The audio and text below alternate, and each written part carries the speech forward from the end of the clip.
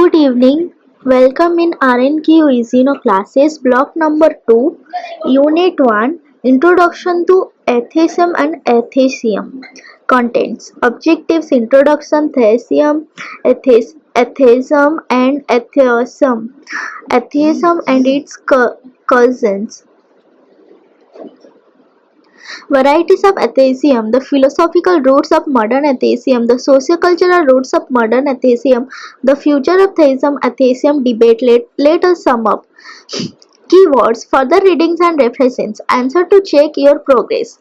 1.0 Objectives. The unit aims to provide some familiarity with the different religious and non-religious views regarding religion, with special reference to atheism and how it comes to have the prominence in the contemporary world. By the end of this unit, you will be familiar with the following.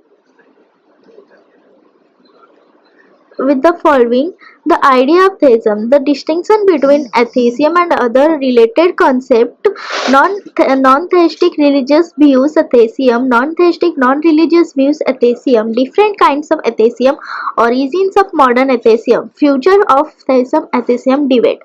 1.1 Introduction. The key to understanding a variety of views that goes under the name of atheism. Atheism is the relationship between religious experience and language.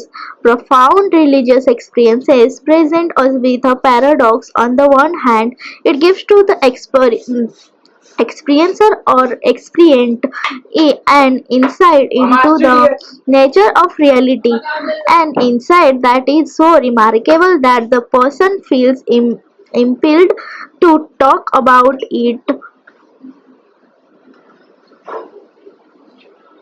Like the crow that has found a good source of food crows the loudest to call its friends. A person with a remarkable religious experience can't but talk about it. On the other hand, the nature of the inside gen is such that the experienced finds himself or herself dumbfounded, unable to find the right words to talk about it. The result is a whole lot of babbling that often indicates something right about the experienced reality but is never accurate. It may even be misleading if not properly understood. This not to talk together with not being able to find adequate expression can lead to contrary and even contradictory views regarding religious reality, leading to various theistic, atheistic, and agnostic views. Will the theistic or at least some kind of religious view remains prominent in today's world? Atheism is no less prominent, with some atheistic books like Richard Dawkins' The God Delusion even becoming a bestseller. It is important, therefore, to understand atheism. 1.2 Theism, Atheism, and Atheism. We shall try 4 different approaches to understand atheism: etymology, history, common usage, and phenomenology of doctrines. Let us begin by considering the meaning of the word atheism. Etymologically, atheism is the denial of theism. The word theism comes from the Greek word thos, meaning God. Theism then is belief in the existence of God or gods, and the atheism is the view that deities are creations of the human mind, imaginary beings that really do not exist. An etymological route to understand atheism, however, is only of limited help. Besides neglecting non-theistic religious views, it also neglects the fact that there are different kinds of theism, such as monotheism and polytheism. A historical route to the definition of atheism also does not take us far, as it always turns out to be the denial of a particular conceptions of the deity. Socrates in ancient Greek, for example, was accused of being an atheist by his countrymen.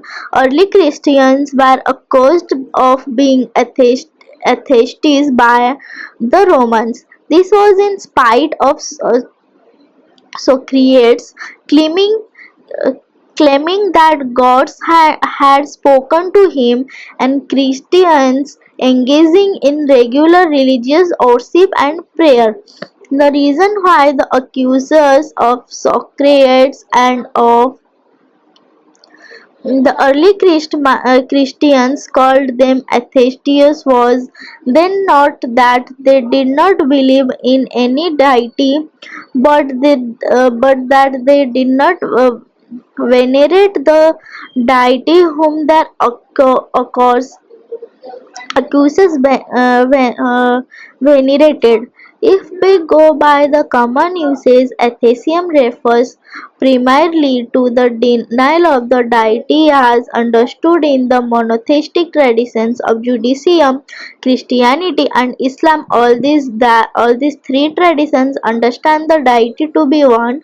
Hence, monotheism with God spelled with a capital G, a benevolent personal being who created the world and all that is in it, and continues to interact with this creation. Again, the use of being with a capital B is significant because the divine reality is held to be unlike any other reality we are ordinarily familiar with. For this reason, the ordinary reality is often qualified as mundane reality, contrasted with the sacred reality. If everything in the world, including human being, can be considered beings, then God is not a being at all.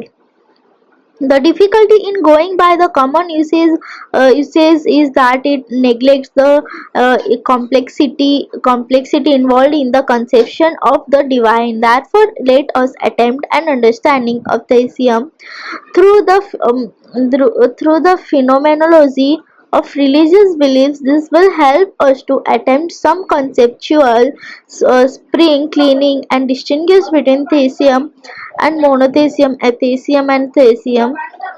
Let us begin by considering what may be called religious realism, or the beliefs that are common to all religious believers. All religious believers are agreed that first there is indeed a religious reality, or reality that is experienced by numerous people. These people say that the nature of this reality is too completely unlike the objects experienced in our ordinary sense experience. And three, to the God of human beings, indeed of the whole creation, consist in the pursuit of the supra-mundane reality. The vast majority of people in all generations have been religious realists in this sense, and this majority includes not only the masses but also the most intelligent ones, including scientists, philosophers, and mystics. However, there have been many in the modern period who denied religious realism and called themselves atheist. Feuerbach and his followers like Sigmund Freud and Karl Marx are the best examples of atheistics. Best contemporary examples are Richard Dawkins and Daniel Dennett, all of them deny realism for practical purposes. Therefore, we shall take atheism to mean the denial of Realism, however, there are difficulties in defining atheism in terms of religious anti-realism. An important consideration is that one can be religious realized and still not be theist. There are various non-theistic ways of being or religious realist. Therefore, let us consider theistic beliefs in more detail. Theist is being religiously released, hold beliefs 1 to 3. There exists a supramundane reality that the theist call God. This reality is said to be utterly different from all other mundane reality. Although the technical term for this belief is divine transcendence, there are difficulties in straight awakening it by that term because the term transcendence has taken a different connotations today. We shall see this in connection with modern atheism, that are ultimate good and happiness, summum bonum of human beings and the whole of creation, consist in the pursuit of this reality. Apart from these three beliefs common to all religious realized, theists also hold of the following through utterly different from the objects in this world. This reality is activity involved in this mundane world. This is called divine immanence. This mundane reality is God's creation. Theists also hold that this supramundane or divine is better spoken of in personal terms than impersonal terms. In addition to these beliefs commonly held by monotheists hold that there is only one supramundane religious reality. Since the common usage of the term atheism is a denial of monotheism, it would imply the denial of the doctrines 1.1 to 7. But strictly speaking, the term should not apply to polytheists and therefore should apply only to those who deny doctrines 1 to 6. Now let us consider theism. This is not standard technology, but when we look at the reality of religious belief in the contemporary world, we need some term like this because not all who deny the existence of atheistic deity can be considered atheistic and put alongside Marx, Freud, Dawkins, and others. Consider, for example, Buddhism and Taoism, since they do not agree with theists in important respects such as the personal nature of religious reality. They are sometimes characterized as atheistic religions, but it is not appropriate call them atheist because unlike atheists like Marx, they are not anti-realizist regarding religious reality. They agree with the theist not only in the existence of a supramundane reality, thou nirvana, but also in the other two beliefs regarding religious realism, that is its utter difference from the mundane reality, and that the pursuit of this reality is the summum bonum, ultimate good or fulfillment of human existence, but they reject other theistic beliefs. Therefore, rather than call this view atheism, we shall call it atheism. They are indeed living religions, atheistic religions. Daniel of the doctrines 2 or 4 leads to two or other kids of atheism called Pantheism and Deism. Pantheist is Deni too, that is, that God is utterly different from the mundane reality and hold that everything is God. Deist Deni, that is the belief that God is currently involved in the world. Since the more technical term for the second and fourth beliefs are transcendence and immanence. Theists are those who believe in a deity that is both transcendent and immanent, whereas pantheists demigods transcendence and deists demigods immanence. Deism and pantheism too might be called atheism, but they would not qualify as theistic religions like Buddhism and Taoism.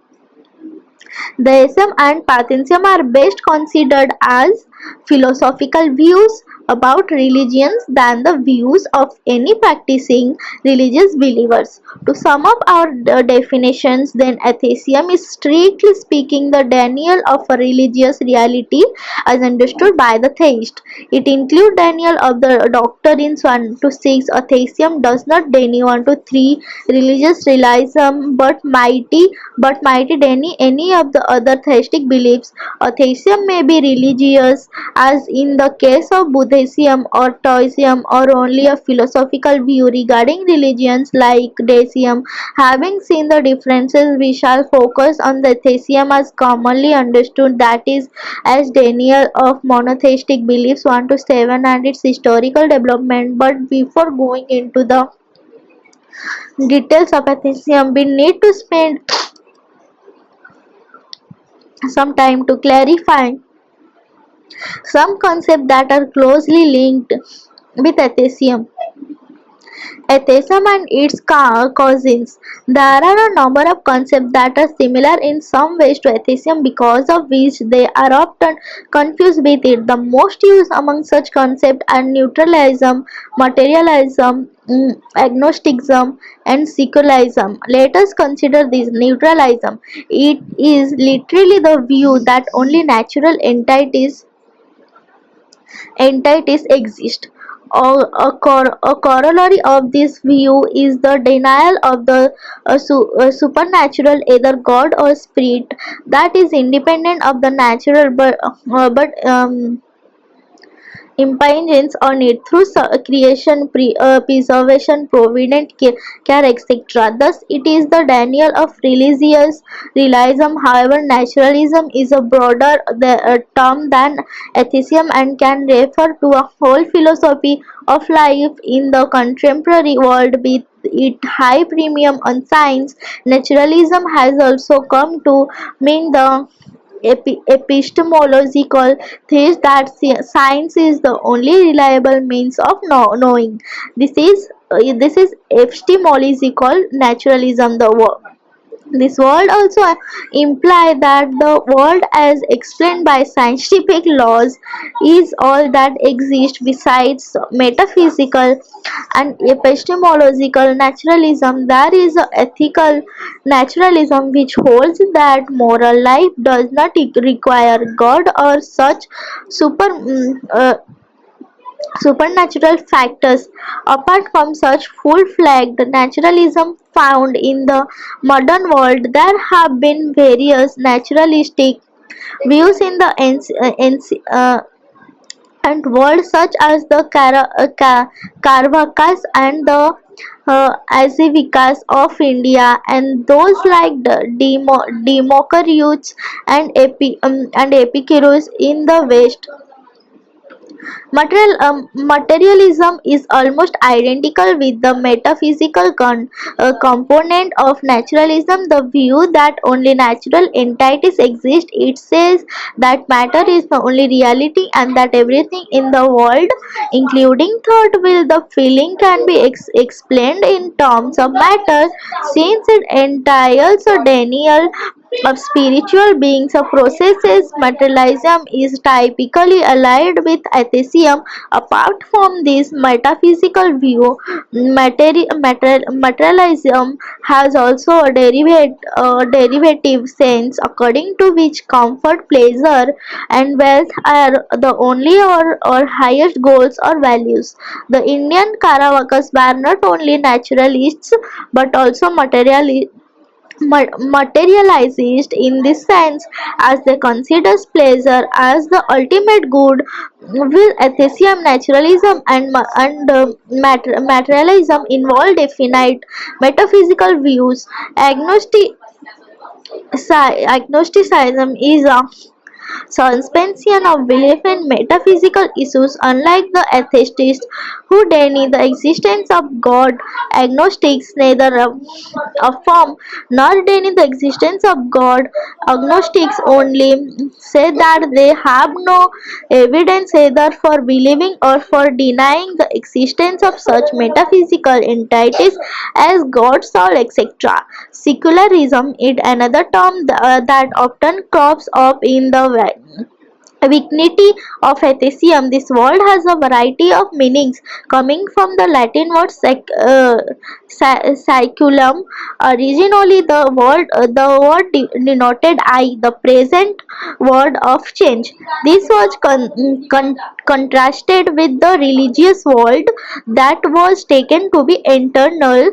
This merely contrastive use of the word would eventually give way to the oppositional meaning, where secularism meant to an anti-religious atheistic outlook. According to a third meaning, secularism is not seen in anti-religious terms, but refers to an outlook that limits itself to the world of here and now, without any considerations of God or the hereafter. It may be remarked what the word lokayata, another name used for car workers, clearly points to this meaning of secularism, as it comes from loka, meaning this world. From this meaning of secularism arise a fourth meaning, according to which the secularism refers to the autonomy of the political realm from the religious shaper in the contemporary usage.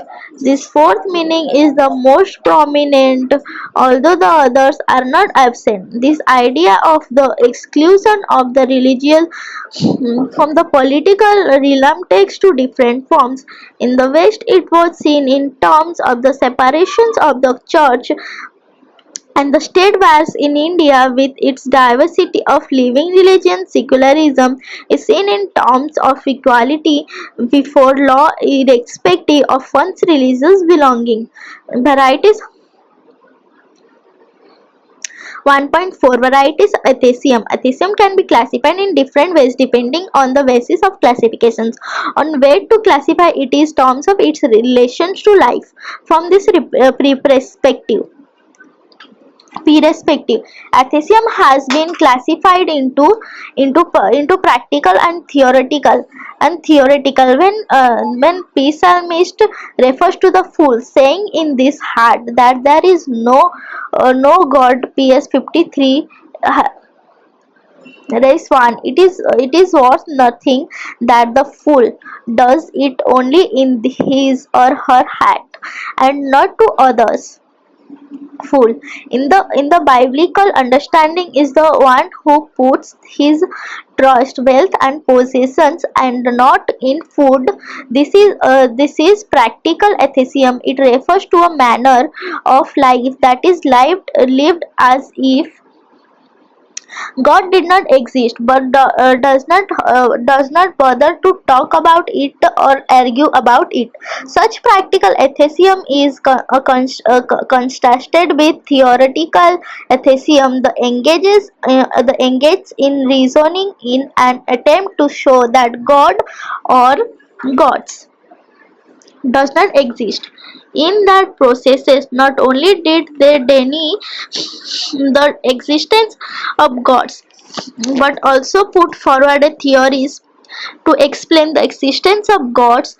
Jan Bremer credits the ancient Greeks with the discovery of theoretical atheism, which can be considered a necessary corrective to inadequate ways of understanding the divine. For example, if God is conceived to be just like human beings with all their frailties like lust and jealous, except that these beings have greater power than others with greater moral sensibility, are bound criticize such deities. Similarly, if power than the others with greater moral sensibility or bound criticize such deities. Similarly, if God is identified the natural powers like the sun, any naturalistic attempt to understand the sun is bound to be considered atheistic, such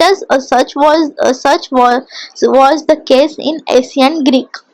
Theoretical atheism of this kind has great value since it performs a, a therapeutic role by helping future generations to come to a better understanding of the nature of the divine. On the other hand, it has also been dangerous to its protagonist as it offends the sensibilities of the more common believers. It is worth recalling that one of the charges against Socrates when he was sentenced to death was was that of being an atheist. Thus, atheism in the ancient world come to be used more for leveling one's opponents than any set of beliefs. A more important distinction is the one between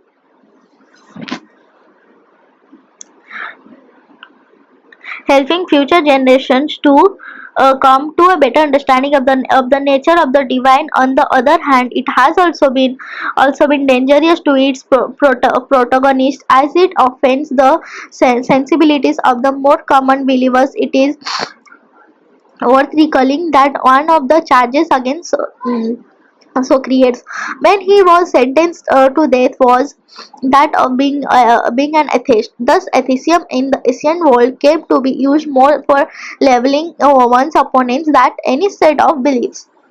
A more important distinction is the one between classical perennial, perennial atheism on the one hand and modern atheism on the other. There are three important distinctions that could be pointed out between them. First, this division, as the name indicates, is based on the chronological factor. Classical atheism, whether practical or theoretical, has a perennial quality about them.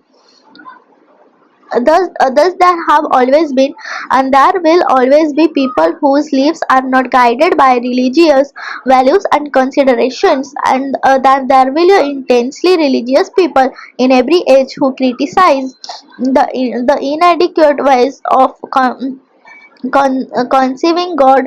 Modern atheism, on the other hand, it is a peculiar development in the cultural history of the West, eventually spreading to other parts of the world.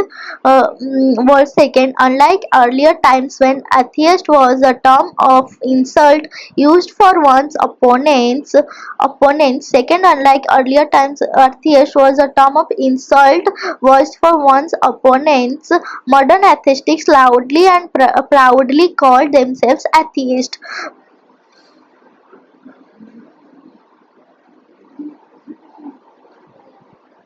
They look it is a badge of honor to be an atheist. This is perhaps the most important feature of modern atheism. Thirdly, modern atheism is both theoretical and practical. It is theoretical in as much as they were passionately involved in giving reasons for their atheism, critiquing the arguments for existence of God and cautioning the coherence the idea of God. For this reason, modern atheism is best defined not only as a rejection of theism but as a conscious and reasoned rejections of theism. Atheism is also practical in as much as it marks a significant shift in the values that one holds dear, but it should not be thought that modern atheists are immoral persons. There are professed atheists who are as concerned and perhaps even more concerned with matters of justice and peace than many believers. What is being said is that the value system of modern culture and not of individual atheist is significantly different from that of the religious believers. If the biblical fool is one who relies not on God but and power and wealth, these are the very foundations of modern culture. Unlike the earlier cultures that did not consider wealth as an end in itself and even considered it an antithetical to religious values.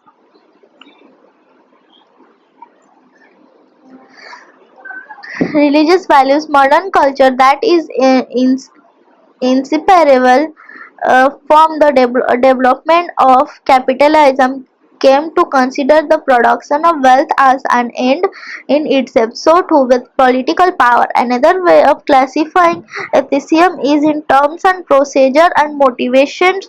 Seen in these terms, atheism can be divided into critical or philosophical atheism and dogmatic atheism. The former are open-minded intellectuals who seek to promote intellectual honesty in thinking about God, whereas the latter consider theism as a pleasure to be eradicated and go about doing with little concern for intellectual engagement with theist. Anyone view 1923 to 2010 is an excellent example of the former, whereas Richard Dawkins is an example of the latter, whereas the former produced a philosophical classic like Theology and Falsification. The latter's God Delusion is a bestseller that draws a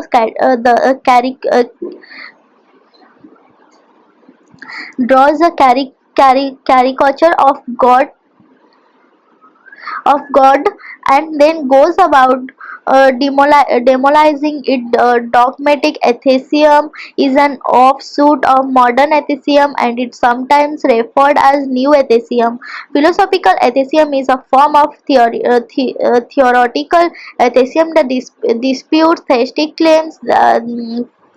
The chief arguments can be found in David Hume's dialogues concerning natural religion. The most important argument is perhaps the argument from evil. The basic argument is that if God is both all-powerful and all-God, as theists claim, then the quality and quantity of evil and pain seen in this world is inexplicable. Therefore, the believers will be compelled, they say, to withdraw their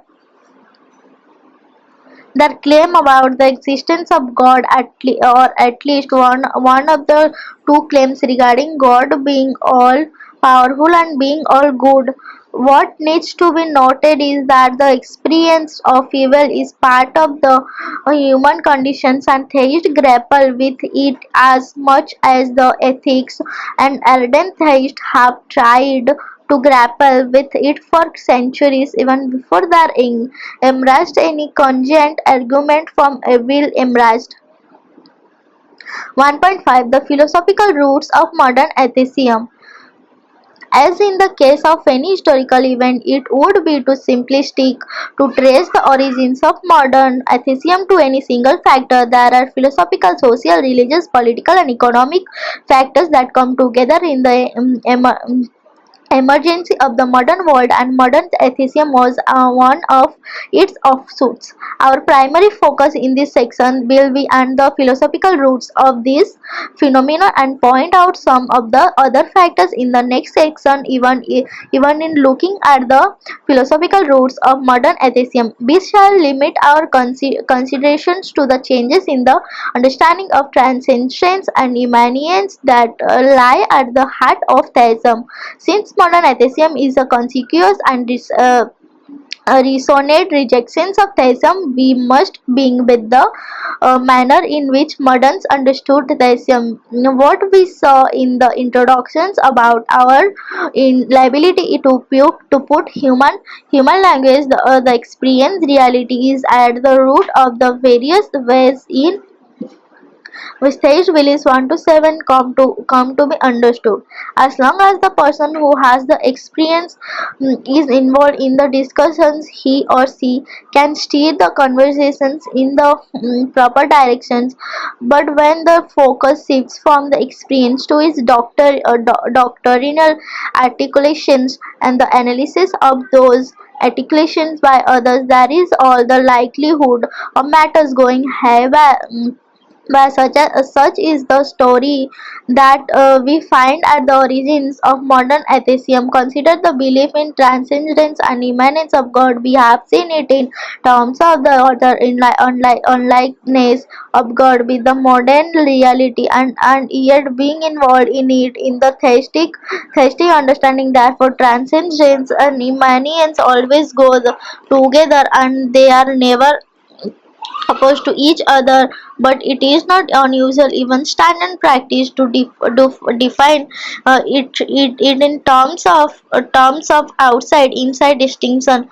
The Wikipedia article of transcendence is a good example. It tells us that the first meaning of transcendence is that God is completely outside of and beyond the world, as contrasted with the notion that God is manifested in the world. The definitions of authors like Peter Berger is hardly different. When the distinction is seen in terms of outside inside distinction, it becomes a logical contradiction to say that God is both immanent and transcendent, as theists do. Apart from the logical problem, there is also the difficulty that God's involvement in the world seems to go against the autonomy of natural laws. As a matter of fact, David Hume's definition of divine miracle is in terms of the suspension of natural laws. Deism was the solution found by some of the early modern thinkers to overcome these difficulties. They held that God created the world but does not intervene in it, but lets it run in on its own laws like own clock. This solution was sorely unacceptable to the theistic believers. The important question is how the moderns came to understand transcendence and immanence of God in this manner. In order to answer this question, we must begin with the realization that Western Christian theism, whose bomb bore the baby of modern atheism, is a unique combination of Jewish religious. Apart from the logical problem, there is also the difficulty that God's involvement in the world seem to go against the autonomy.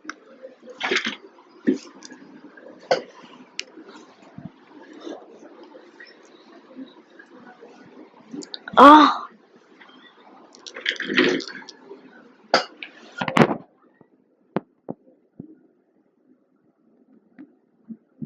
autonomy of natural laws as a matter of for a fact. David Hume's definitions of divine miracle is in terms of the suspension of natural laws. Deism was the solution found by some of the early modern thinkers to overcome these difficulties. They held that God created the world but does not intervene in it, but lets it run on its own laws, like Old clock. The solution was sorely unacceptable to the theistic believers. The important question is how the moderns came to understand transcendence and immanence of God in this manner. In order to answer this question, we must begin with the realization that Western Christian theism, whose bomb bore the baby of modern atheism, is a unique combinations of Jewish religious insights filtered through the eyes of Jews, Christ and his early followers, and Greek philosophy. The religious insight of the Jews was that of a religious reality that is utterly unlike the mundane reality. It was so utterly unlike the reality of ordinary human experience that this reality could neither be named nor uttered. Yet this reality was so closely involved in the lives of the people, especially attentive to the cries of the oppressed. If the former or unlikeness indicated the transcendence of the divine, the latter involvement indicated divine immanence. On the other hand, this immanence, by the very fact of its special inclinations inclinations towards sequum of the earth, it also a manifestations of the utter unlikeness of the values of the divine reality as the Jews understood it. In other words, the Jews' God was both ontologically and morally transcendent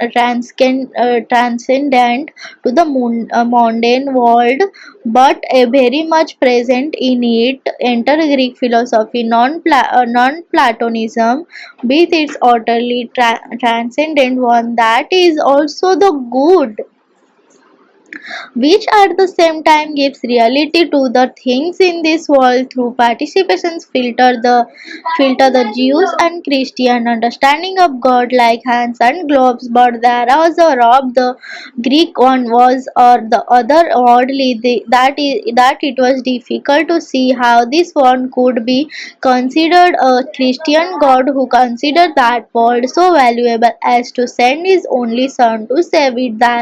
There comes Aristotle to the rescue. The disciple to Plato had blended the Platonic ideas with an excellent appreciation of this world in this philosophy. This was adapted by the Christians in the work of St. Thomas Aquinas. Everything seemed to go well, but there was a difficulty. The hinge that connected Aristotle's philosophy of this world with Plato's transcendent world was the arguments that sought to prove the necessity of a first cause, a prime mover, etc., to account for observed change in this world.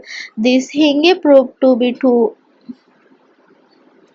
fragile to hold the weight of the Platonic and the religious understanding of transcendence. This will be understood only when we realize that although Aristotle assimilated the Platonic ideas into his own theory of categories, there is a world of difference between the two.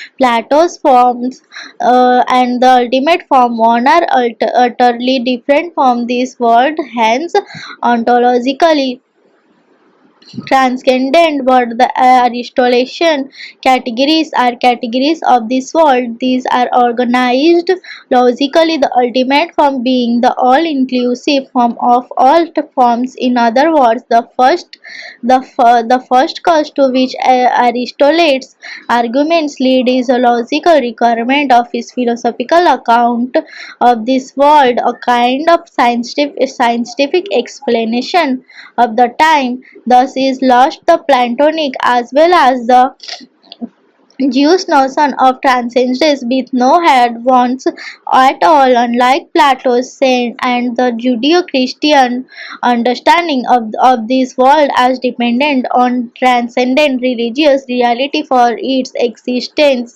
Participations in Plato creation in Judaism, Aristotle's world is a self-contained system. This comes to be reinforced during the modern period with the development of Newtonian physics. In adopting the Aristotelian system, Aquinas was sensitive to the religious notion of transcendence. Therefore, even while adopting Aristotle's argument for existence of God, they knew very well that the Christian God could not be a logical requirement of the system as in Aristotle. This prompted him to smuggle in the Platonic notion of participation such that the utter transcendence of God is maintained, but with the idea of modern science that the world is a gigantic clock that functions on its own. The notions of participation becomes superflowers to affirm the transcendence of God in a self-regulating world is to think of some entity outside the system immanence then becomes the arbitrary interventions of this external power into the functions of a mechanical cosmos. When the moderns rejected this notion of God, the of the God of the Aristotelian Thomistic type of natural theology had become so well entrenched that the energies of the modern defenders of theism was expanded not in correcting the skewed notion of transcendence and immanence to bring it in line with the religious understanding, but in constructing newer visions of natural theology using the latest findings of science. Michael Berkeley's authoritative study at one origins of modern atheism gives us the detailed account of these fertile attempts. What is typical of these modern arguments is that God is conceived along the lines of a scientific hypothetics. They proceed from some they proceed from some observed futures of the world, observed futures of the world to God as the explanations of those futures. Religious thinkers are only beginning to come around. Religious thinkers are only beginning to are only beginning are only beginning to come around to the view that the real force of the arguments of for God's existence consists not in their logical force but in pointing to certain natural signs that can function as invitations to religious insights. That this is the basic thought of a recent book by Stephen Evans, 1.6, The Socio-Cultural Roots of Modern Atheism. No account of the emergence of modern atheism would make sense apart from its in,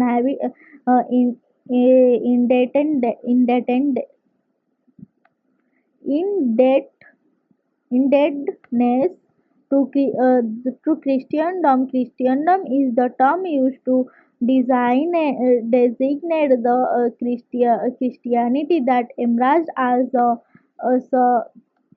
successor to the Roman Empire. Christendom was at once many things. It was a magnificent human achievement that combined within it a delicate balance of temporal power and spiritual dynamism. The architecture of St. Peter's in the Vatican, with its outstretched arms embracing the world, is a good symbol of the magnificence of Christendom. It was a unifying power in a fragmented Europe. a multinational spiritual empire of prayer and learning done in its monasteries and a civilizing force among the barbarian chieftains, but it had also a soft underbelly inasmuch as it was also the center of political intrigue and moral degradation.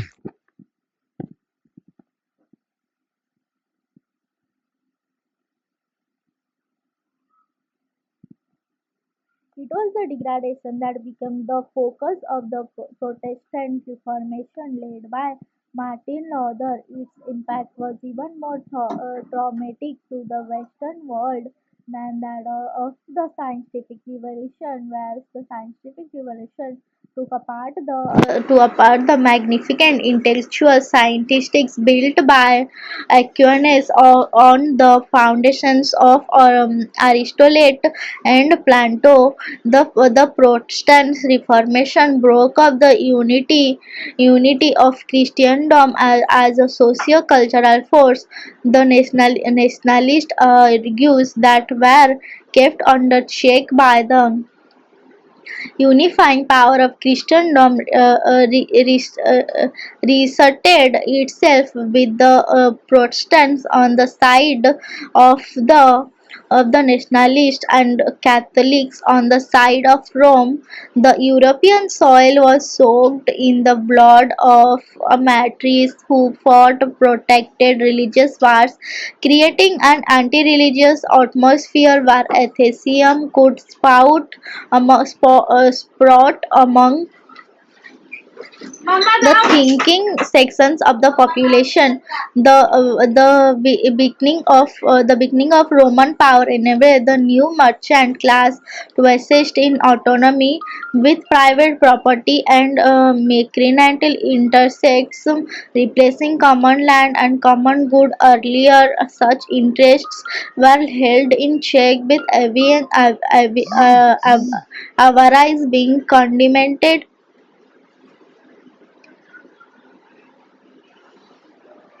condemned as a grievous sign. It was from this bloody mix of religious fervor, nationalist, political ambitions, and a developing capitalist economy that a group of intelligentsia embraced that proudly proclaimed itself atheistic. Modern atheism was seen as an escape route from religious intolerance and the entry point for building a new world on the foundations of the newly developing physics and economics, aided by the failure of philosophical thinking we saw in 1.5.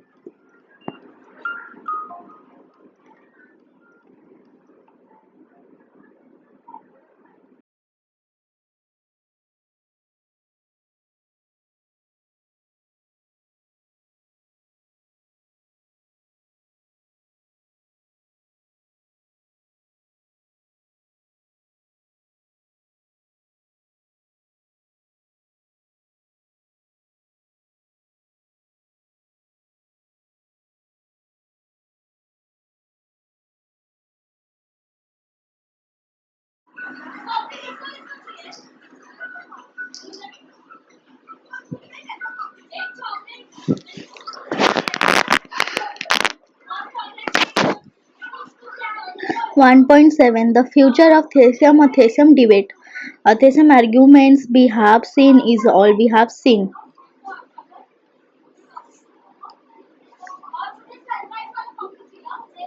Is always directed against some specific understanding of theism, as we have seen that understanding is hardly ever in keeping with what the believers themselves say. If ancients like Socrates and the early Christians never owned up the accusation of being atheist. The modern took pride in being atheist, but modern atheism, as we have seen, of being atheist, of modern took pride of being atheist, but modern atheism, as we have seen, as is the repudiation of a particular historical cultural development in the understanding of theism that misrepresented the basic atheistic conviction regarding immanence that and transcendence of God. Thus, and atheists seems to be speaking past one another than speaking to each other. Given this situation, does this debate have a future? On the one hand, if we learn from White Jensen's idea about the autonomy of language games, it would seem that this debate would have no future unless the legitimate autonomy of religious language game is respected by vacient. Be-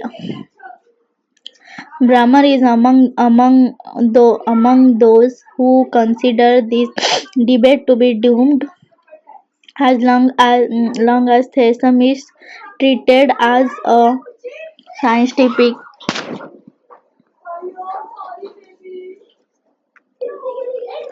hypothesis. On the other hand, even if it was a historical mistake to think of God as an explanatory hypothesis along the lines of a scientific hypothesis, in as much as this manner of arguing of God's existence has a long history, the critics are not likely to easily acknowledge this autonomy. Therefore, it is hard to see the debate making any headway.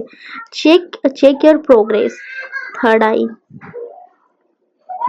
1.8. Let us sum up. Atheism is as old as atheism, stretching from ancient Greeks and the Indian lochats to the present. It appears in various forms that vary from critiquist of some prevalent ways of understanding the divine without denying religious realism, as with different forms of atheism to a complete denial of religious realism in favor of naturalism. But due to various reasons, atheism that remained a term of abuse for centuries become very attractive to many intellectuals of the modern period, and its fascination has not waned since. But religious convictions continue to remain strong, and it is not likely that the theism-atheism debate is likely to make any headway in near future until they learn to listen to one another. 1.9 Keywords. Atheism, a word with many meanings, but for practical purposes, atheism is understood as the denial of religious realism. The viewpoint one, the exist or religious or supramundane or supranatural natural reality that is utterly unlike the objects experience in our ordinary sense experience. It also holds that 3. The ultimate goods of human beings consist in the pursuit of this supramundane reality. Transcendence, the view that divine reality is utterly unlike beyond the ordinary reality of sense experience. But during the modern period, this comes to be understood in spatial terms, that is, the view that divine reality is outside the cosmos. Immanence refers to the presence and activity of the divine reality in this world of ordinary experience. Atheism is used for a variety of views like that Buddhism that are religious but not theistic. Deism, a philosophical view that expects the existence of a creator God but denies that God intervenes in the affairs of the world after its creation, seeing divine transcendence and immanence as a matter of being outside inside the created world. The Deni divine immanence Pantheism is the counterpart of deism. They too understand transcendence and immanence in spatial terms and go on to demigods transcendence while affirming divine immanence. Further readings and references: Berkeley, Michael, at the Origins of Modern Atheism, New Haven, Yale University, past 1990. Corlett J. Dawkins, Godless Delusion in International Journal for Philosophy of Religion, 65, number 3, 2009, 125 to 38. Dawkins, Richard, The God Delusion, London, Bantam Press, 2006. Evans C. Stephen, Natural Science and Knowledge of God, A New Look at Theistic Arguments, Oxford University Press, 2010. Caruvelli, George, Secularism in ACPI, Encyclopedia of Philosophy, edited by Johnson, Python Purak, Pearl, Bangalore, Asian Trading Corporation, 2010, 12, 16 to 69. Kitcher, Philip, Militant Modern Atheism in Journal of Applied Philosophy, 28, number 1, 2011, 1 to 13. Martin Mike, the Cambridge Companion to Atheism, Cambridge Companions to Philosophy, Cambridge University Press, 2007. MC Greth, Alistair E. Dawkins, God, Janus Memes and the Meaning of Life, Malden M.A. Black Whale Pub, 2005. Turner's Richard, The Passion of the Western Mind, Understanding the Ideas That Have Shaped Our Worldview, New York, Ballantine Books, 1991. Thank you.